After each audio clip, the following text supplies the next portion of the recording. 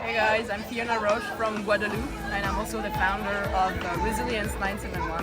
And we had the pleasure and privilege to receive all of the 40 flagship ambassadors this afternoon.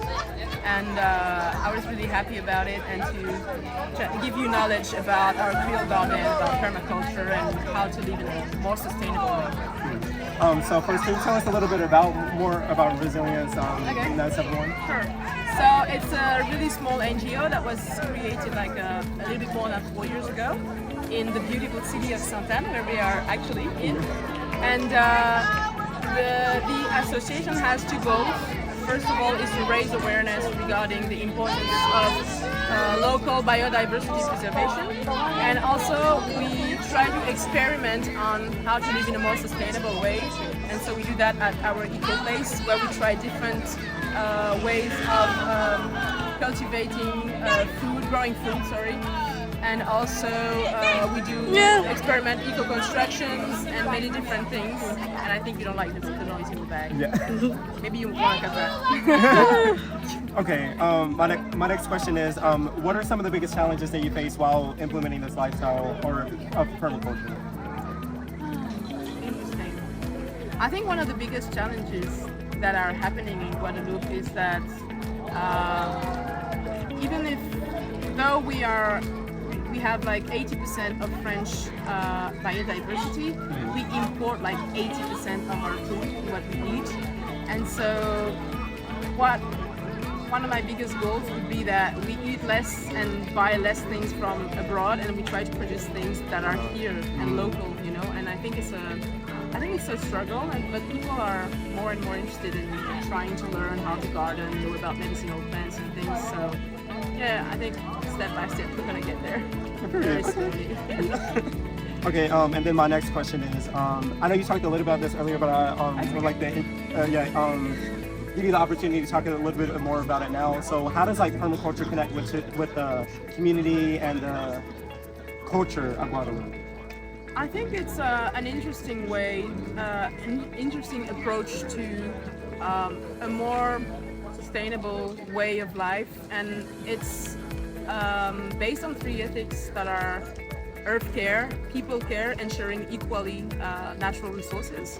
So I'm thinking that maybe if we all were thinking like that, or if I say en temps longtemps means a while back in Guadeloupe, we used to do something called Bail Coco pour Savon, which means I do something, I give you something, you give me something, and we exchange, and we work on our complementarities. We exchange skills, we exchange knowledge, we exchange food or whatever. And I think as a society, as a community, if we worked a little bit more like this, we would be more empowered, I'd say, and more, I think we would be freer, and in a way that we don't depend on for example, a boat bringing us food to leave. So yeah. Okay. Did I answer? Yeah, definitely. That definitely answered the question, so I appreciate that. And then my next question is, so besides sustainability, what other benefits does permaculture provide to minority communities in general? As I said, it's all about sharing equally the resources. So if someone doesn't have something, you can give it to them or exchange more. But we're talking a lot about permaculture, but permaculture is one thing, but we also have other things. And as I was saying earlier, we have something called the Creole garden, and it's part of our heritage because it was created during slavery, and it's also based about the knowledge of observing and watching how nature works and trying to mimic it. And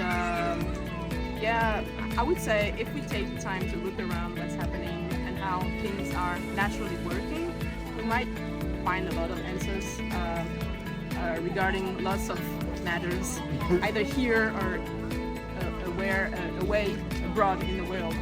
So let's work more together. Let's eat more locally. Let's think about what we eat and what we use, how it's been produced. Also, always try to think in an ethical kind of way, I would say. Okay, yeah, thank you so much for that Yeah, question. no problem. And then this kind of leads into my last question. You kind of answered it a little bit at the end, but we wanted to know, like, as Harvard students, what can we do to live a more ethical lifestyle, live in a way that fits more into permaculture, fits into more, that benefits the world around us, making sure that we care about the people, we care about the earth. How can we as Harvard students like live in that way? Well, one thing that we saw earlier today is that maybe we can try to produce no waste as least as possible. Yeah.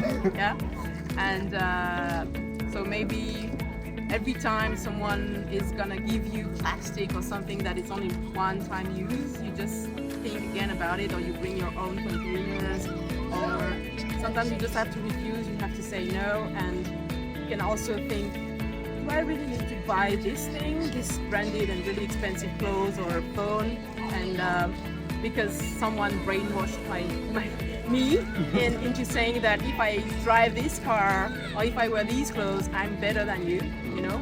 So I think we just really need to kind of sober up in the things that we use all the time. And as I was saying, the way we use Earth's resources.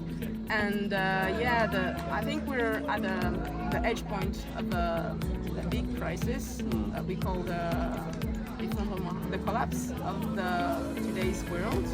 And we really need drastically to change the way we behave, the way we maybe use less of fossil energies, try to maybe walk a little bit more, or use communal transportation.